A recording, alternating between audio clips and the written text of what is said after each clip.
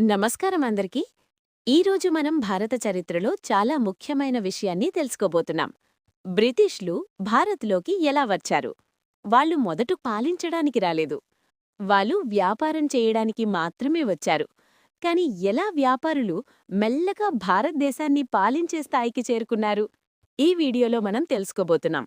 బ్రిటిష్లు భారత్కు ఎందుకు వచ్చారు? మొదటి వ్యాపార కేంద్రం ఎక్కడ ఏర్పడింది? ఎలా వాళ్ళు శక్తివంతమయ్యారు? చివరికి భారత్పై ఎలా పాలన ప్రారంభించారు? అయితే వీడియోను చివరి వరకు చూడండి. బ్రిటిష్ ఈస్ట్ ఇండియా కంపెనీ స్థాపన 1600 సంవత్సరంలో ఇంగ్లాండ్లో బ్రిటిష్ ఈస్ట్ ఇండియా కంపెనీ అనే కంపెనీ స్థాపించబడింది. ఈ కంపెనీని England Rani queen Elizabeth I అనుమతితో ప్రారంభించారు. ఈ కంపెనీ లక్ష్యం ఆసియా దేశాలతో వ్యాపారం చేయడం, ముఖ్యంగా భారతదేశంలో వస్త్రాలు, సుగంధ ద్రవ్యాలు కొనుగోలు చేయడం. ఆ సమయంలో భారతదేశం ప్రపంచంలోని అత్యంత సంపన్న దేశాల్లో ఒకటి. భారతదేశం నుంచి యూరప్కు ఎక్కువగా ఎగుమతి అయ్యేవి పట్టు వస్త్రాలు, పత్తి వస్త్రాలు, మసాలాలు, టీ, నీలిరంగు అంటే ఇండియో. ఈ కారణంగా యూరప్ దేశాలు భారత్తో వ్యాపారం చేయాలని ఆసక్తి చూపించాయి. భారత్లో మొదటి బ్రిటిష్ వ్యాపార కేంద్రం 1612 ప్రాంతంలో బ్రిటిష్లు భారతదేశంలో తమ మొదటి వ్యాపార కేంద్రాన్ని సూరత్ నగరంలో ప్రారంభించారు. ఆ సమయంలో భారత్ను ముఘల్ ఎంపైర్ పాలిస్తోంది. ముఘల్ చక్రవర్తి జహంగీర్ బ్రిటిష్ వ్యాపారులకు అనుమతి ఇచ్చాడు. అలా బ్రిటిష్లు మెల్లగా భారతదేశంలో తమ వ్యాపారాన్ని విస్తరించటం ప్రారంభించారు. తర్వాత వారు మరిన్ని నగరాల్లో వ్యాపార కేంద్రాలు ప్రారంభించారు: మద్రాస్, బొంబాయి, కలకత్తా. ఇవి తర్వాత బ్రిటిష్ శక్తికి ప్రధాన కేంద్రాలుగా మారాయి. ఇతర యూరోపియన్ దేశాలతో పోటీ. బ్రిటిష్ మాత్రమే కాదు, ఇంకా కొన్ని యూరోపియన్ దేశాలు కూడా భారతదేశానికి వచ్చాయి. Portuguese, Dutch, French. ఈ దేశాల మధ్య భారతదేశంలో వ్యాపారం కోసం పెద్ద పోటీ జరిగింది. ప్రత్యేకంగా బ్రిటిష్ మరియు ఫ్రెంచ్ మధ్య పెద్ద పోటీ జరిగింది. ఈ పోటీని చరిత్రలో కార్నాటిక్ వార్స్ అని అంటారు. ఈ యుద్ధాల్లో చివరకు బ్రిటిష్ విజయం సాధించారు. దీంతో భారతదేశంలో బ్రిటిష్ ప్రభావం మరింత పెరిగింది. ప్లాసీ యుద్ధం కీలక మలుపు. 1757లో జరిగిన బ్యాటిల్ ఆఫ్ ప్లాసీ భారత చరిత్రలో ఒక పెద్ద మలుపు. ఈ యుద్ధం జరిగింది బ్రిటిష్ సేనాధిపతి రాబర్ట్ క్లైవ్, బెంగాల్ నవాబ్ సిరాజుద్దౌలా మధ్య. ఈ యుద్ధంలో బ్రిటిష్ విజయం సాధించారు. ఈ విజయం తర్వాత బ్రిటిష్లు బెంగాల్ మీద తమ నియంత్రణ సాధించారు. బెంగాల్ ఆ సమయంలో భారతదేశంలో అత్యంత ధనిక ప్రాంతం. అందువల్ల బ్రిటిషులకు భారీ ఆర్థిక శక్తి వచ్చింది. బ్రిటిష్ పాలన ప్రారంభం. ప్లాసీ యుద్ధం తర్వాత బ్రిటిషులు మెల్లగా భారతదేశంలోని ఇతర ప్రాంతాలని కూడా తమ అధీనంలోకి తీసుకున్నారు. తర్వాత వారు రాజకీయాల్లో జోక్యం చేసుకున్నారు. భారతీయ రాజుల మధ్య ఉన్న విభేదాలను ఉపయోగించుకున్నారు. తమ సైన్యాన్ని బలపరిచారు. అలా వ్యాపార సంస్థగా ప్రారంభమైన బ్రిటిష్ ఈస్ట్ ఇండియా కంపెనీ చివరికి భారతదేశంలో పాలక శక్తిగా మారింది. సంక్షిప్తంగా చెప్పాలంటే, బ్రిటిషులు మొదటి వ్యాపారం కోసం భారత్కు వచ్చారు.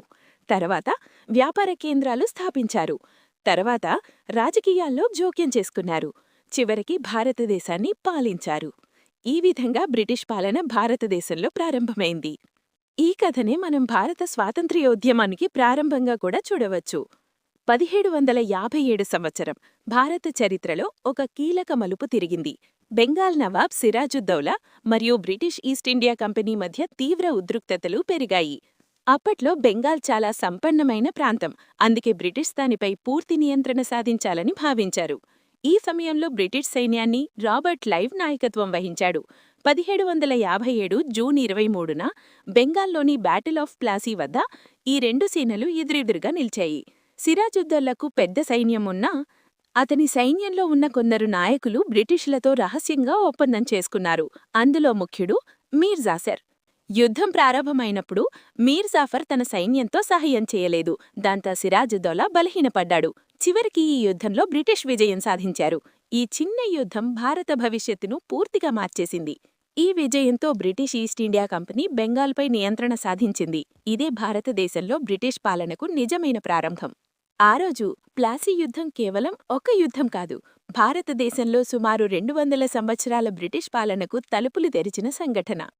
మన భారతదేశం ఒకప్పుడు అనేక రాజ్యాలుగా విభజించబడి ఉండేది. అదే సమయంలో యూరోప్ నుంచి వచ్చిన ఒక చిన్న company British east India company. మొదట వ్యాపారం కోసం వచ్చిన ఈ కంపెనీ కొద్ది కాలంలోనే భారతదేశాన్ని పాలించే శక్తిగా మారింది. ఒక కంపెనీ ఒక దేశాన్ని ఎలా పాలించింది? ఈ వీడియోలో మనం తెలుసుకోబోతున్నాం. బ్రిటిష్ పాలన ఎలా విస్తరించింది అనే పూర్తి కథ. ప్లాసీ యుద్ధం తర్వాత 1757లో జరిగిన బ్యాటిల్ ఆఫ్ ప్లాసీ భారత చరిత్రలో ఒక కీలక మలుపు. ఈ యుద్ధంలో బ్రిటిష్ సేనాధిపతి రాబర్ట్ క్లైవ్, బెంగాల్ నవాబ్ సిరాజుద్దౌలా మధ్య జరిగింది. ఈ యుద్ధంలో విజయం సాధించడానికి బ్రిటిష్ సైన్యాన్ని నడిపిన వ్యక్తి రాబర్ట్ క్లైవ్. ఈ యుద్ధం తర్వాత బెంగాల్ మీద బ్రిటిష్ ప్రభావం ప్రారంభమైంది. బక్సార్ యుద్ధం అసలు అధికారానికి ఆరంభం 1764. ఈ యుద్ధంలో బ్రిటిషులు మొఘల్ చక్రవర్తి షా ఆలం II మరియు ఇతర రాజులను ఓడించారు. దీని తర్వాత బ్రిటిష్కు బెంగాల్, బీహార్, ఒడిశా ప్రాంతాల్లో పన్నులు వసూలు చేసే హక్కు వచ్చింది. ఇది బ్రిటిష్ పాలన విస్తరణకు మొత్తం పునాది వేసింది. సబ్సిడియరీ అలయన్స్ రాజ్యాలను నియంత్రించడం. British governor general Robert Wellesley ఒక కొత్త విధానం తీసుకొచ్చారు. ఇదే సబ్సిడియరీ అలయన్స్. ఈ విధానం ప్రకారం భారతీయ రాజులు బ్రిటిష్ సైన్యాన్ని ఉంచాలి, బ్రిటిష్ అనుమతి లేకుండా ఇతర రాజులతో ఒప్పందం చేయకూడదు, బ్రిటిష్కు డబ్బు చెల్లించాలి. ఈ విధానం వల్ల అనేక భారతీయ రాజ్యాలు బ్రిటిష్ అధీనంలోకి వచ్చాయి. డాక్ట్రిన్ ఆఫ్ ల్యాబ్స్ రాజ్యాల స్వాధీనం. మరొక విధానం తీసుకొచ్చింది British governor general lord Dalhousie. ఈ విధానం పేరు డాక్ట్రిన్ ఆఫ్ ల్యాబ్స్. ఈ నియమం ప్రకారం ఒక రాజుకు సంతానం లేకపోతే ఆ రాజ్యం బ్రిటిష్ ప్రభుత్వంలో కల్పిస్తారు. ఈ విధానం ద్వారా అనేక రాజ్యాలు బ్రిటిష్ చేతిలోకి వెళ్లిపోయాయి. సతారా, ఝాన్సీ, నాగ్పూర్. భారతదేశంలో బ్రిటిష్ ప్రభావం.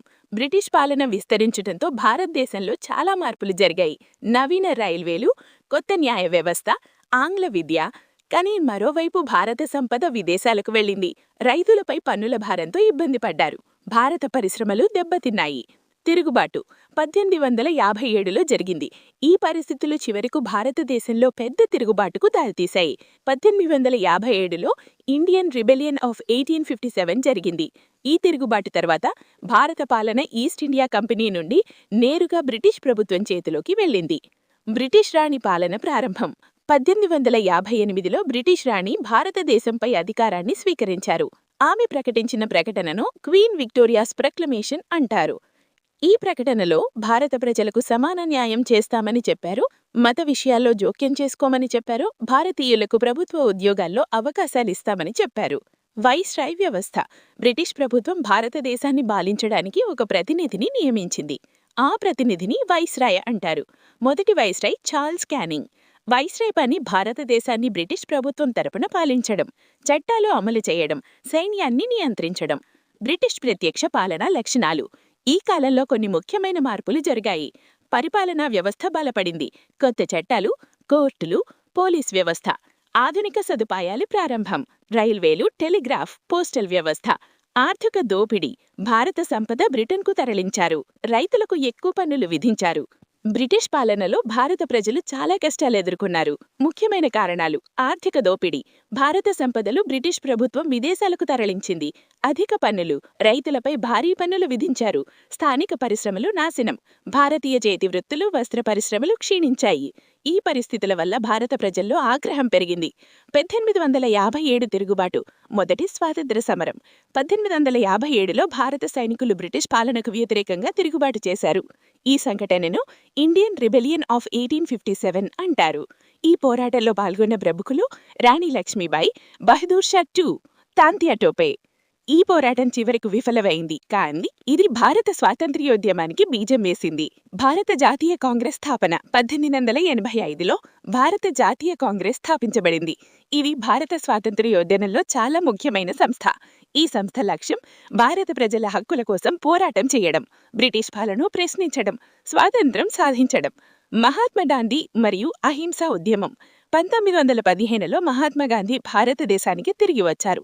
గాంధీజీ పోరాట విధానం అహింస. ప్రధాన ఉద్యమాలు: అసహకార ఉద్యమం 1920. ప్రజలు బ్రిటిష్ ప్రభుత్వాన్ని సహకరించడం మానివేశారు. ఉప్పు సత్యాగ్రహం 1930. గాంధీజీ చేసిన ప్రసిద్ధ యాత్ర. భారతదేశాన్ని విడిచిపెట్టు ఉద్యమం 1942. ఇది క్విట్ ఇండియా మూవ్మెంట్గా ప్రసిద్ధి చెందింది. సుభాష్ చంద్రబోస్ మరియు ఆజాద్ హింద్ సేన. స్వాతంత్ర్య పోరాటంలో మరో గొప్ప నాయకుడు సుభాష్ చంద్రబోస్. ఆయన ఇండియన్ నేషనల్ ఆర్మీని ఏర్పాటు చేశారు. ఆయన ప్రసిద్ధ నినాదం మీరు నాకు రక్తం ఇవ్వండి, నేను మీకు స్వాతంత్ర్యం ఇస్తాను. స్వాతంత్ర్యం సాధన. చాలా సంవత్సరాల పోరాటం తర్వాత చివరకు బ్రిటిష్ ప్రభుత్వం భారతదేశానికి స్వాతంత్రం ఇవ్వాలని నిర్ణయించింది. 1947 ఆగస్టు 15న భారతదేశం స్వతంత్ర దేశంగా ప్రకటించబడింది. మొదటి ప్రధానమంత్రి జవహర్లాల్ నెహ్రూ. భారత స్వాతంత్ర్యం ఒక్క రోజులో వచ్చినది కాదు. ఇది లక్షలాది మంది చేసిన త్యాగాల ఫలితం. మన స్వేచ్ఛ కోసం పోరాడిన వీరులని ఎప్పటికీ గుర్తుంచుకోవాలి. జై హింద్. వీడియో నచ్చితే లైక్, షేర్, సబ్స్క్రైబ్ చేయండి.